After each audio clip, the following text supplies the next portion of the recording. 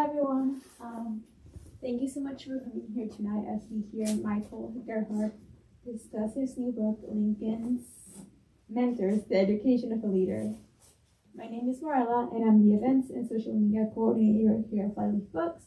And I want to say thank you so much for purchasing a copy of Michael's book from us. It really helps us to keep great programs like this one to you in the future. To make our events more accessible, we are recording tonight's event, and it'll be in our YouTube channel within the next following days. And to be mindful of our colleagues, I do ask that Michael ends by 7 p.m. Now I'll do a brief introduction. So Michael Gerhardt is the Burton Craig Distinguished Professor of Jurisprudence at UNC Chapel Hill. In 2019, he was one of 4 constitutional scholars called by the House Judiciary Committee during President Trump's impeachment proceedings. He has testified more than 20 times before Congress, spoken to the entire House of Reps during President Lincoln's impeachment, and twice served as CNN's impeachment expert. His op-eds have appeared in the New York Times and Washington Post. In 2015, he became the first legal scholar to serve as the Library of Congress principal advisor in revising the official annotation of the United States Constitution. He also lives here, Great Chapel Hill, with his wife, Deborah, their 3 sons, Ben, Daniel, and Noah, and their 2 dogs, Ari and Leela. Thank you. Well, thank you. I'm going to make this really informal. I appreciate, as always, the wonderful Flyleaf allowing me to sort of come here and talk about a book that is of special interest to me, and I'm going to hope it's of some interest to y'all. But I'm going to make this very informal because we're obviously a sort of a small group, and I'm not going to lecture at you for long or much. I'm going to hope it will be helpful if I give you a little sense of what's going on in the book, what got me interested in doing the book, and what the central idea is in the book. I think you know how it ends, so I can't claim any special sort of drama there. But much like perhaps all of you, I grew up as somebody who heard a lot about Lincoln. In my case, I grew up in Alabama, so almost everything I heard about Lincoln was not good. I heard about the war between the states. I heard about the war of northern aggression. And where I grew up, Lincoln was much more devil than saint, which, by the way, really intrigued me because I read enough to realize that it struck me as rather odd that the presiding president of the United States in what I came to understand was the Civil War, was on the winning side. And especially on the winning side for something that I really deeply care about. I happen to be a constitutional law professor, and Lincoln's presidency was extremely important for what we in my field sometimes call the second founding. This is the second period in American history in which the Constitution was radically amended. 3 different amendments. That's no other period of time except for the original period had that many amendments added to the Constitution. And the 13th, 14th, and 15th Amendments do radically change the Constitution. And although Lincoln didn't live to see all that, it's fair to say Lincoln had a hand in it. So I wasn't ever persuaded that Lincoln was an evil person, was a devil, or anything else. But I did become really interested in the Lincoln story, and for much of my life, because I do constitutional history and I do constitutional law, and I particularly focus on, as I think the introduction suggested, presidential misconduct. One of the things that I was always fascinated with was, okay, what might be the misconduct? What did Lincoln do? He certainly had a very tough set of cards dealt to him. And I came away with a very different understanding of Lincoln. than most of the people I grew up with, which is why I don't go back there very often. And so it's why they don't want me to go back there very often. For me, the Lincoln story is about much more than the rise of someone who lacked a formal education to become president.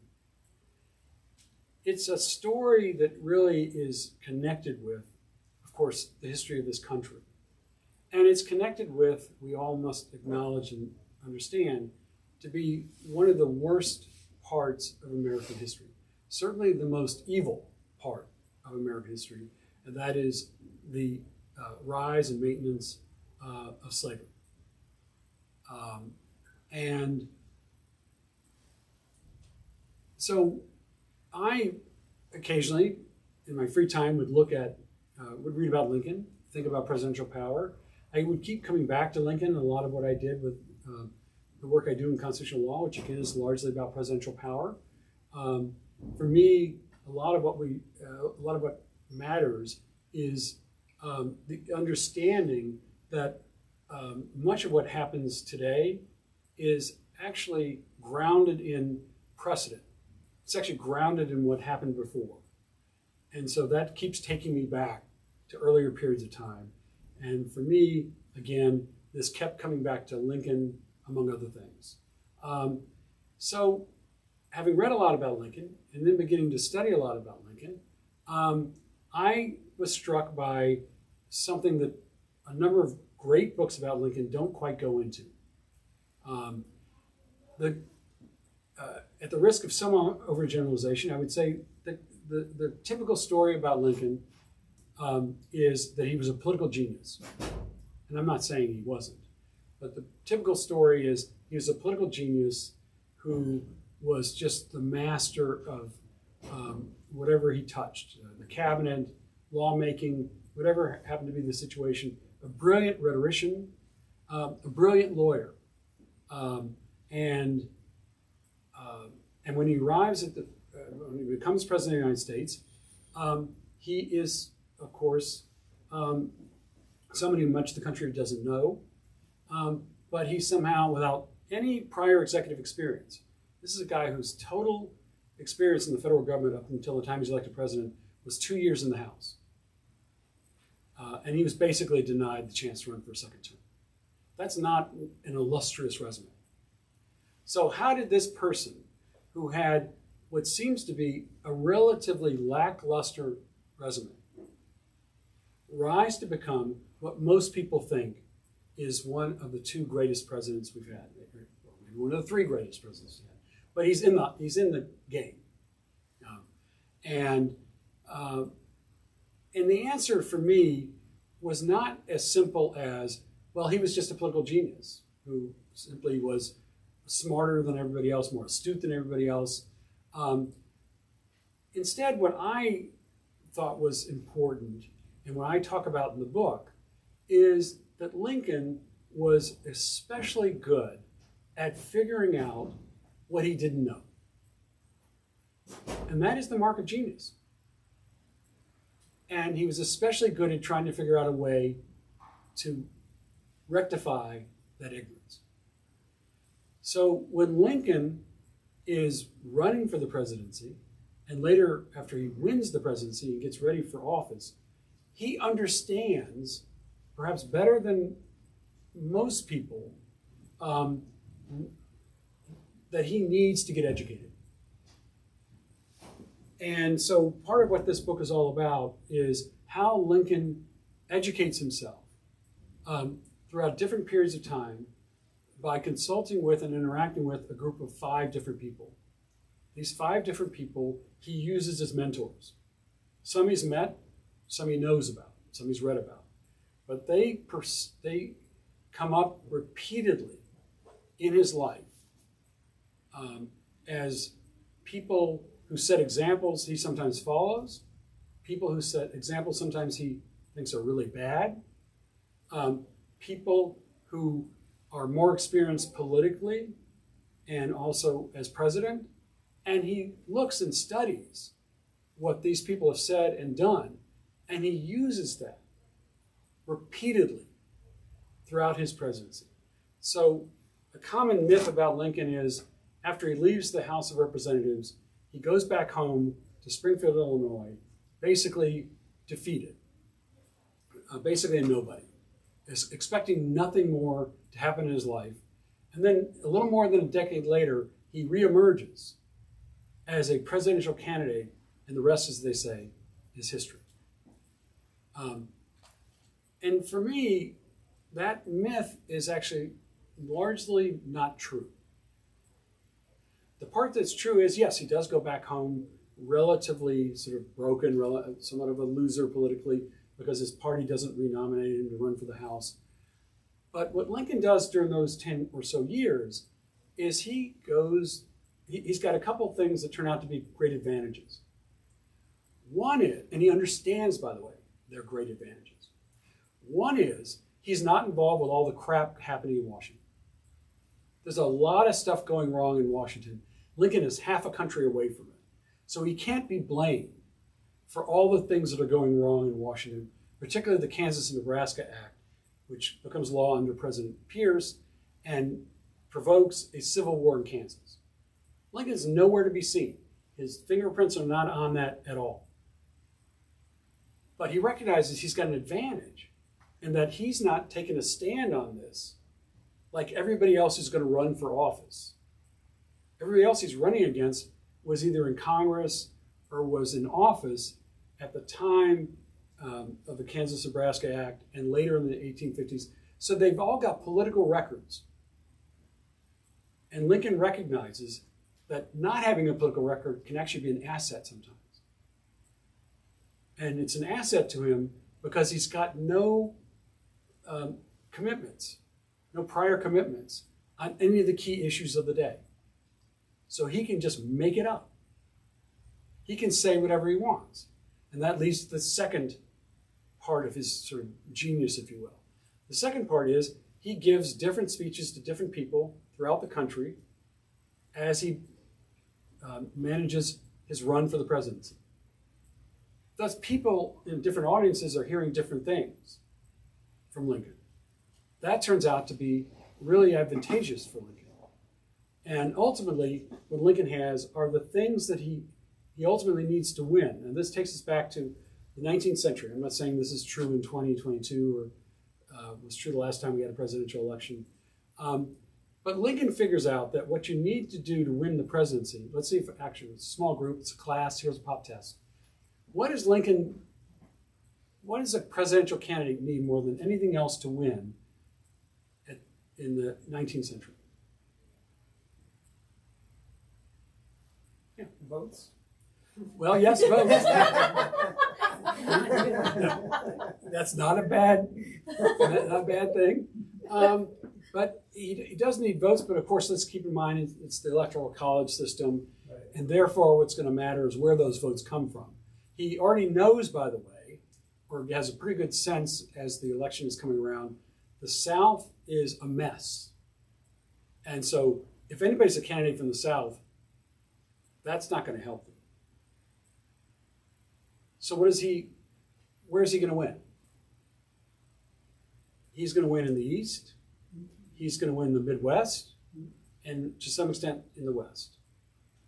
That's what and guess what? That's where he's giving all his speeches. So that's part of it. And by the way, and Lincoln's very good, gets underestimated, Lincoln is very good at what we'll call retail politics. He grew up in Illinois when it was a young state. He was a politician in Illinois as a young lawyer and later as a young politician. And Lincoln discovers early through his first mistakes that he can be much more effective as a candidate if he goes out and meets people, shakes their hands. So he's doing that in different parts of the country. Second thing he's learned from his experiences and other people's experiences, particularly the mentors he's looking at, is this is the second thing. So one is just the retail politics. He's got that. That's one thing. Second, he needs a party apparatus. He needs a unified political party behind him. He understands that. He understood that because of the experiences he had and the lessons he learned by looking at other presidents before him. He had also been a Whig. That was a party that was largely dead by the mid-1850s. But Lincoln had supported the Whig candidates who had won. William Henry Harrison, who died a month into office. Zachary Taylor, who died 15 months in office. By the way, not really setting a great precedent, so to speak, for him. But what he told Taylor, while Taylor was running for office, is you got to have a unified party behind you. And Taylor, by the way, as a candidate, was doing pretty much what Lincoln would later do, and then just tell whatever group he's talking to what they wanted to hear. That's what Lincoln did. So again, Taylor's influence is pretty clear. And by the way, on the trip to Washington after having won the presidency in Pittsburgh, Pennsylvania, Lincoln says about Taylor, I credit my political education to Taylor. Not something we hear every day. Zachary Taylor's not but now why is that? It's partly because Taylor listened to Lincoln, that Lincoln's able to say, well, I learned all this from Taylor, but I saw, what he's really saying is I saw what Taylor did to win. I also saw what Taylor did to screw up his administration. And I'm going to win, and I'm not going to screw up the administration. What did Taylor do that Lincoln had told him not to do? Lincoln had told him to use the cabinet to put together, to bring people together that would help unify the party behind the president. Taylor didn't do that. And this is one reason why the party is really angry at Taylor. And by the time Taylor dies, he's pretty much alienated the party, his cabinet, and everybody else. What does Lincoln do when he puts a cabinet together? It's all the party heads. It's all the people that are important to the party. Bates from Missouri, Seward from New York. Notice the geographic, Caleb Smith from Indiana. They're all states that supported him. He's uniting the states and the party, and he's learned that on the path to the presidency. So party apparatus is already there. It's already set up. Lincoln understands if he wins the nomination, he's the next president of the United States. Because the Democratic Party, by the late 1850s, is fracturing over the Kansas-Nebraska Act. Yes, he loses to Stephen Douglas in the debates in Illinois around 1858. But here's what Lincoln learned from that experience. Of all the people running for president in 1860, only one of them has stood toe-to-toe with Stephen Douglas and bested him in debates. And I'm going to let you guess who that one person is. And that's Abraham Lincoln. Not Seward, not Salmon Chase, not Edward Bates.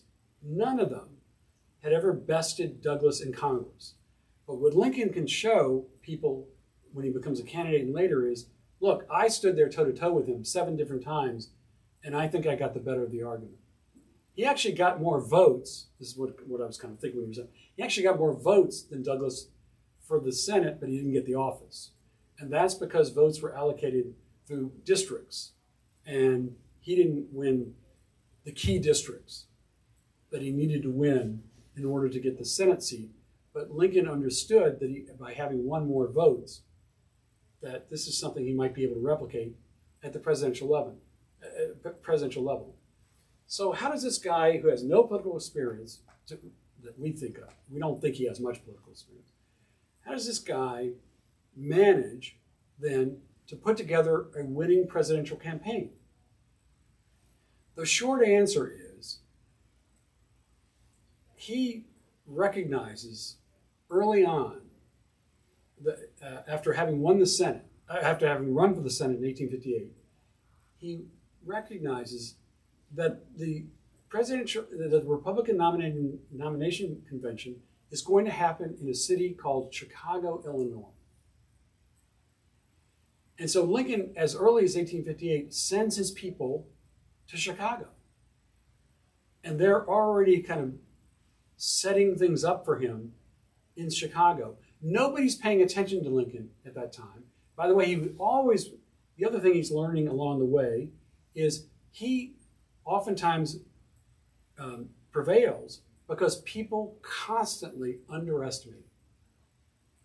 So while people are underestimating Lincoln, he's got his team already waiting for the convention to happen. They're already lobbying people. And what's his strategy? He learned this from James Polk, a president he hated. Just become everybody's second choice. And that's what Lincoln sets out to do. The states he doesn't think he's going to win, he secures commitments, he'll be the second choice. So he doesn't win it on the first ballot, but guess what?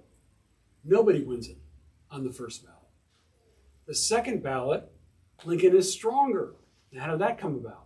It's because those states where he had finished second, the person that finished first was either behind Lincoln or was no longer looking viable. Now Lincoln becomes their go-to person.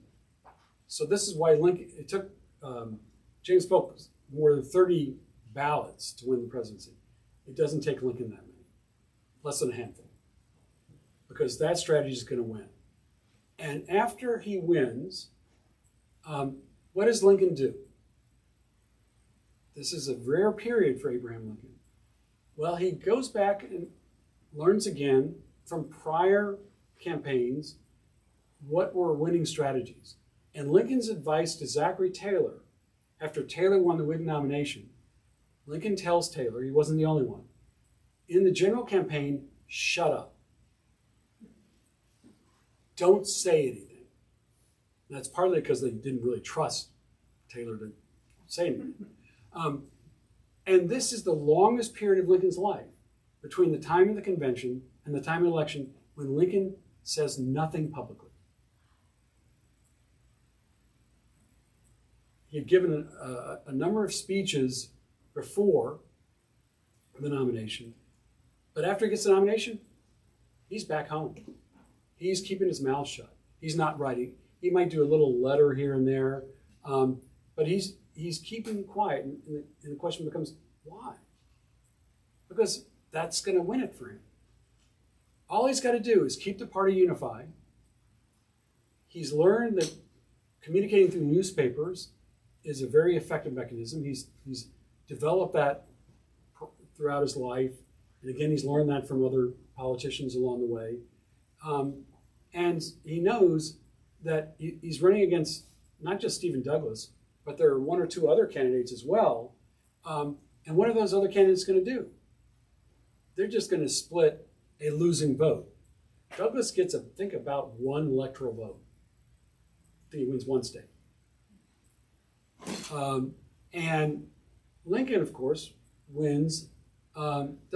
He wins through a plurality of the popular vote, but he's got enough in the Electoral College to carry him into the presidency. And now here's your next question on the pop quiz. What is the first thing Abraham Lincoln does after he knows he's won the presidency? He asked to see a speech by Andrew Jackson. Now, when I visited the Lincoln Library in Springfield, and I told the people there my idea for this book, and then Andrew Jackson was one of Lincoln's mentors, they thought I was crazy. They were going to call up security and say, you got to be kidding. Lincoln hated Jackson. Now, why did they think that? Because Lincoln revered Henry Clay, and Henry Clay hated Jackson, and Lincoln therefore hated Jackson. Lincoln voted against Jackson. Why in the world would Lincoln ask for something from Jackson? Because part of Lincoln's genius is he's not discriminating among the people he's going to learn from. All because there's somebody out there he doesn't follow, he didn't vote for, doesn't mean he's unable to learn from them. And what did Jackson do as President of the United States? He's the first president in history, Jackson, to have issued a proclamation against secession. 4 documents Lincoln looks at. He's already to prepare for the inaugural address. He's asking for them almost immediately after knowing he's won. Jackson's proclamation, Henry Clay's speech in 1850, the last big oration that Henry Clay gave. Why did Lincoln revere Clay? Well, Clay was really Lincoln's political hero for a long time, and also he was a great speaker. Lincoln studied his speeches. People would talk about how Lincoln would memorize them and then kind of mimic them. So and with Lincoln, as he studies things, he's thinking about how to adapt them to his own needs. He's learned what works for Clay. He studied, what's another speech he asked for? Daniel Webster's speech against nullification. Memorizes that too. And so he's using all those things. And the fourth document is the Constitution. Maybe a helpful document for a president to have. So that's how Lincoln consults. And if you look at his inaugural address, it is largely crafted on the basis of those different documents. You can see him drawing from his mentors as he puts that inaugural address together. In terms of the cabinet, what Lincoln does is he understands that the best thing he can do to unify the party is to put his major rivals for the nomination into the cabinet. It wasn't just that they were people he thought were going to be good in the different offices they were going to have. Lincoln's already thinking ahead about using the cabinet not regularly, but using it when he needs it to unify the party when he needs it to be unified later as president. And of course, the other thing that's happening for Lincoln, and this is the final thing that's really critical for his success as a candidate. Notice the one thing I'm not listening. What did not matter in the 19th century was the experience of the nominee. Jackson had no real political experience. He kept leaving office. He was in the House. He left that after a year to join the Senate. Then he got bored and he left that, but he's got it on his resume. Now, Jackson's running against John Quincy Adams, who, by the way, has the best resume probably of anybody in history, except for James Buchanan. And what do John Quincy Adams and James Buchanan have in common? They were terrible presidents. So what is it that Lincoln had if it's not the long resume? It's the vision. Its vision wins almost every time in the 19th century when it's contested in an election. Elections are not turning on, okay, Buchanan has more experience than, let's say, somebody else. It wasn't the vision, it wasn't Buchanan's experience, it's the fact that Buchanan was an apologist for the South and that he was essentially backing the notion of states' rights. And also backing the idea that the federal government had no real power to deal with slavery. For Buchanan, Dred Scott was a great thing. The Supreme Court decision that said the federal government essentially lacked the power to regulate slavery. And Lincoln, therefore, understands he's got a political party behind him. He's got a political vision that he could sell. And he understands he can be good at meeting people sort of one-on-one when he has to. That's all he needs to win. And that's all he had to win. And that's what he did do in order to win. Once in office, he even says to one of his secretaries, he actually writes a letter to one of the people that I mentioned in the book as being a mentor. He writes a letter saying, I had no idea what to do. I'm paraphrasing. I had no real idea what to do when I became president. Now for Lincoln, here's the other thing we've got to think about when we attempt to write history. Do we take everything at face value when somebody says or writes something? Probably not. So sometimes what Lincoln's doing is he's lowering expectations. If any of you have studied Machiavelli, the prince, Machiavelli's philosophy comes down to one thing. Lower your sights if you want to be successful. Because then it becomes really easy to do things, to exceed people's expectations. And so Lincoln is oftentimes sort of telling people, or acknowledging he has no experience, he's not really good at anything else, but his two secretaries will later say that the most arrogant person they ever met in their whole life was Lincoln. How do you square that? It's because Lincoln is managing people.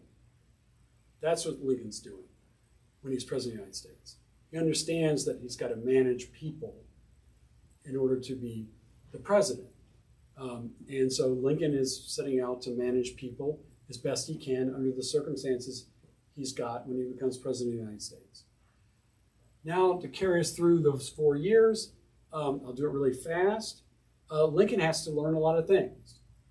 One of them is he's got to learn about war. Well, it turns out that one time Lincoln is in Congress, in the House, coincided with the presidency of James Polk. Why is that relevant?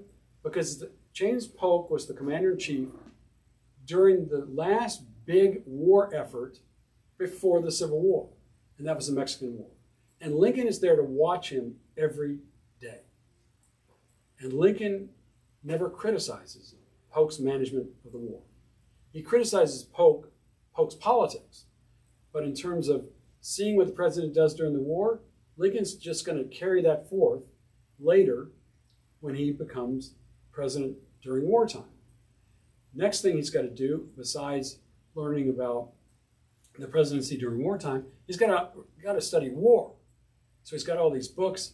Lincoln never trusted anybody, by the way, to be able to. Instead, he wanted to learn for himself. So he'd read the books, he'd study for himself. If a general told him something, Lincoln was still kind of interested in trying to figure out a way to verify whether that was sound or not. This is why Lincoln goes through 8 different people heading up the Union Army. Nobody was worse, of course, than George McClellan, who was a colossal jackass. If you know the history, 34 years old, becomes commanding general of the Union, really only interested in his resume, really arrogant to a fault. People quickly figure that out, and it just takes a bit of time before Lincoln fires him. And then, of course, McClellan later runs against Lincoln. And now let's get to the last part of the story. Lincoln pretty much believes, entering the last year of his presidency, or last year of his first term, I should say, he thinks he's going to lose. And he thinks that way all the way up to August. In fact, in August, he asked his cabinet members to sign a piece of paper. It's called the Blind Memorandum. And he puts it in the safe. And he wanted to put that in the safe for the next president to get, because it basically is just Lincoln's statement that I'm going to do everything I can to help the next president of the United States. I'm going to sort of do what I can during this period of transition to be able to help the next president of the United States. Obviously, doesn't need that later, as it turns out. But it's not until September or so that Lincoln realizes he actually might win the election. And it's because the war is turning. And the war is turning in part because he puts somebody in charge, Ulysses Grant, who finally will do something that Lincoln has been asking every general to do up until then. And that is listen to him. You'd be amazed, generals don't really like to listen to other people. Grant said, yeah, tell me what you want, I'll try and do it. And Lincoln says, well, if you do what I want, I won't interfere with you. Grant says, I understand. Right.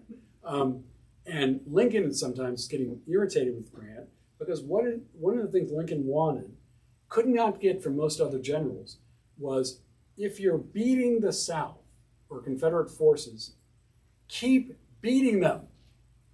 Go after them, crush them, annihilate them. Most of the generals didn't want to do that because they were either hurting or because they didn't want to go after their fellow Americans or because they were worried they were going to get lost chasing Lee's forces and all the rest. Lincoln wanted somebody that was going to chase Lee and kill him. I mean, just basically chase him and defeat him and then crush him. He finally gets the general that'll do that, and that's Grant. Grant then makes a mistake near the end of the war because he hears from Robert E. Lee that Lee wants to surrender, and then Grant sort of writes him a letter and says, okay, and so on and so forth. I'll accept this. And Lee asks for some things, and Grant says, okay. Lincoln hears about that. What does Lincoln do? He countermands all that. He reminds Grant, he says, no, I said unconditional surrender. That's what I wanted. And remember, for Lincoln, those people that fought against the Union were traitors. They weren't patriots. Yes, I'm going to say that. They were traitors. They were treasonous. And that's how Lincoln wanted to treat them. However, Lincoln also understood that in order to make for a peaceful transition after the war, he could treat them as traitors, but he wasn't going to spit on them, those people that survived. He wasn't going to be nasty to them. He was going to take their weapons. He was going to ensure that they were going to pledge loyalty to the United States. But other than that, he was going to say, okay, go back. Go back to your homes, and remember, you lost. And so at the very end of his life, Lincoln, of course, gives the second inaugural. This is the only speech he ever gives where he doesn't consult anybody else. And that reflects, I think, Lincoln's growing confidence as president. One of the things that Lincoln does periodically, and I talk about this a little bit in the book, is with his two secretaries, John Hay and John Nicholas, a lot of times when he's at the end of the day or at the end of some crisis, he'll say to them, so how do you think I did? I did it as well as Washington or Jackson would have done, right? So that's what he's doing. He's already comparing himself to those other presidents. And once he wins re-election, he's the first president since Jackson to win re-election. It's an incredible accomplishment in the 19th century. And unfortunately, he's killed shortly after the second inaugural address. Lincoln had learned enough about his running mate, Andrew Johnson, to know he didn't want Johnson to be anywhere near him, even on Inauguration Day. And so Lincoln never consulted with anyone about Reconstruction. And this is another reason why, after Lincoln dies, nobody really has a clue what Lincoln thought about Reconstruction, except for the speech he gives the night before he's killed. That's the only thing we've got. In that speech also, with that speech, he also didn't consult with anybody else. So we're seeing a different pattern now with Lincoln. It's a more openly confident Lincoln, a little bit brazen, maybe even a little bit cocky in those final days. I'm running through a lot of different things here, going on much too long. Very happy to take questions, comments, criticisms. But nobody, and I mean nobody, is going to come up and slap me in the face. Unless my wife chooses.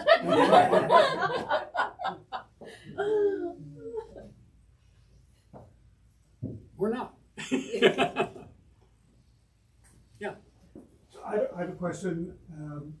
Maybe it's not something considered in your book or not, but it's something I've always thought about with Lincoln, that he was such a great leader and a great man and a great president, yet he presided over the greatest tragedy in our nation's history. Why couldn't he have avoided that? I don't, well, it goes to Lincoln's thinking. There's a point later in his presidency when Lincoln says in a letter to some supporters, my strategy was always not to have strategy. And I think that statement is misunderstood. Some people read that and think, okay, Lincoln's just kind of winging it. And I think that's exactly the wrong way to read that. What I understand Lincoln to mean when he says that is Lincoln is at his best when he's reactive. When he's letting the other side kind of zig or zag, and then Lincoln can counterpunch. And that's how his presidency begins. During the transition period, which is longer in those days than it is now, it may seem forever now, but it's much shorter. Back then it was several months, at least 4 months. What Lincoln and the country are experiencing during the transition is an increasing threats from southern states to secede. and particularly from South Carolina. And up until the day of his inauguration, South Carolina is threatening to attack 2 forts in the Charleston Bay. Lincoln is already thinking, how do I deal with that? And one of the things I suggest is, one of the mentors I'm suggesting in the book is a man named Orville Browning, not known to most people. He's a fellow lawyer, was one of the people who helped found the Republican Party in Illinois, and a kind of a friend, but also a little bit of a competitor with Lincoln. And Lincoln stops and talks to, and asks Browning to come with him on the train to Washington. Browning doesn't really want to do that. He hates trains, and he's never fully on board with Lincoln. Lincoln kind of knows that, and therefore Lincoln knows how to read stuff from Browning and so on. There's a reason why this will ultimately answer the question. And so, what does Browning talk to him about? What does Lincoln talk to Browning about? By the way, Browning was one of the 2 people he showed his inaugural address to, first one. So you can keep seeing Browning reappear. And it's the February conversation is a critical one, because Browning says to Lincoln, I think probably the best thing you can do, and I'm paraphrasing, is let them attack. If they attack, then you can always say you didn't fire the first shot. Lincoln learned that as well from Polk, because Polk fired the first shot in the Mexican War, and Lincoln never let him forget. Because Lincoln became known in Congress for giving speeches saying, show me the spot. Show me the spot where they actually shot our people. And what Lincoln was criticizing Polk for was taking the United States into a war. Lincoln didn't want to do that. He saw that that was unsuccessful. The better strategy was have no policy, wait. And instead, he ultimately decides, after talking to other people, he's going to send food to the forts, but not arms. Incidentally, when they send food, those boats, they all get shot at. And eventually, the South Carolina forces all bomb the 2 forts. Lincoln's sitting back, thinking, okay, game on. And so it was a strategic move. He didn't want to he didn't want to be proactive. Lincoln was not famous for being proactive, but he was very good at, okay, once you make your move, I'll just make a better move. And that's what happens. Right in the immediate aftermath of the attack, he decides to have a draft. One of the people that is enormously helpful to him is Stephen Douglas. By the way, in the general election, Stephen Douglas isn't even campaigning. Anybody know what Stephen Douglas is doing during the general election? He went down south to try and plead with the people down south not to secede. It's amazingly heroic. He catches typhoid fever, and he eventually dies in Mobile, Alabama, my hometown. But there's a period during which he talks with Lincoln back in Washington, and he says to Lincoln, after the attacks have happened, Lincoln tells Douglas, I'm going to draft, I'm putting in the draft, and Lincoln asks for Douglas' advice. Lincoln and Douglas says, draft twice as many. You're going to need twice as many, because I know those people down there. They're dishonest, and they're rabid for war, and you're going to want to have a bigger force to go after them. And Lincoln listens to him. Lincoln was very good at that. Lincoln could listen to people. Wouldn't always do what they said, but he would listen. He had one portrait in the Oval Office, or it wasn't Oval then, I'm sorry, one portrait in the presidential office. People get extra credit if they know who the portrait was. Andrew Jackson. Why Andrew Jackson? Because there was the fact that he was the first president to oppose secession, but also a lot of Democrats had left the party over slavery. And a lot of those Democrats were fans of Jackson. So when those people would come into the office, Lincoln would always lead them over to the portrait and say, that's who I'm going to be modeling myself on. Great political move, because that's what they wanted to hear. But it was also true.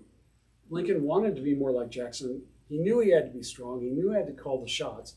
And so a great model for him then was Jackson. Long answer, but essentially it's all strategy. And it's all, I think, a move. Lincoln figures he's going to be much better off, and he's right about this, if he doesn't make the first move.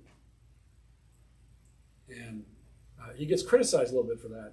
But then the advantage he's got as a result of it is he never has to say, the Union fired the first shot. Everybody agrees South Carolina fires the first shot. Yeah. What do you think Lincoln's fears were about allowing conditions for surrender? Like, why was it so important for it to be an unconditional surrender at that point? Because of a couple different things. One is that, and by the way, Lincoln was a little bit ambivalent about this. There's even one point at which he actually meets with the so-called peace commissioners. This is kind of later, and the war looks like it's finally turning very much in favor of the Union. He meets with some of the people, one of whom was Alexander Stephens from Georgia. He lived with Stephens when they were in the house together, and they were really good friends. Stephens later says, "Oh, Lincoln said he agreed to this, that, and the other thing." It's not clear Lincoln agreed to those things because that's inconsistent with Lincoln's public comments, which were unconditional surrender. I think Lincoln wanted unconditional surrender for a couple reasons. One was he didn't trust them. These were people, remember, they're traitors. And this is not a group of people he was willing to trust. So the only way you can handle that in a wartime situation is, I'm not going to negotiate with you. You just have to do it my way, unconditional surrender. The second is, I think he figured quite astutely that was the only way the Union was ever going to get back together, if it was going to be unconditional surrender. That if it could be unconditional, then what would happen? Well, then the Constitution would stay in effect. Then the government in Washington would stay in effect. And one of the things that happens after Lincoln is killed is a deal gets made. There's a great book, I didn't write it. It's a great book called Race and Reunion by David Blight. And the deal gets made after Lincoln dies. And that deal in the latter part of the 19th century is the southern states are going to be welcomed back in exchange for the North letting the South define the narrative for what the war was about. That was the other thing. For Lincoln, there's no question what the war is about. We all know the answer. Slavery. And by the way, he learns that. He doesn't realize that the first day. But as time goes on, he's learning this is really what the war is about. But southern states don't want that to be the reason for the war. They want this to be about states' rights. That always begs the question, what do they want states' rights to do? Anybody want to guess? Own slaves. I have a comment from Jefferson Davis right after Lincoln's reelection, basically saying, we're going to keep fighting him for slavery, and so. I mean, it's just right out of Jefferson Davis's mouth. I mean, but after Lincoln dies, an opening arises for the South to kind of take over the narrative over why the war happened, and Reconstruction ends, and then we get to this day the fiction that somehow the war, at least fiction in some parts of the country, the war was about states' rights. It wasn't really about slavery and all the rest. It was about economics. I grew up in the Deep South, so I've heard all this all sorts of things except slavery, right? But you don't have to be a rocket scientist or a historian to figure out what ultimately the war was about. And the reason why Southern states leaders didn't want the Union to tell them what to do is because they wanted to keep intact slavery as an institution. And Lincoln learns that by opposing slavery, that will break their back. So unconditional surrender as well is the understanding no more slavery.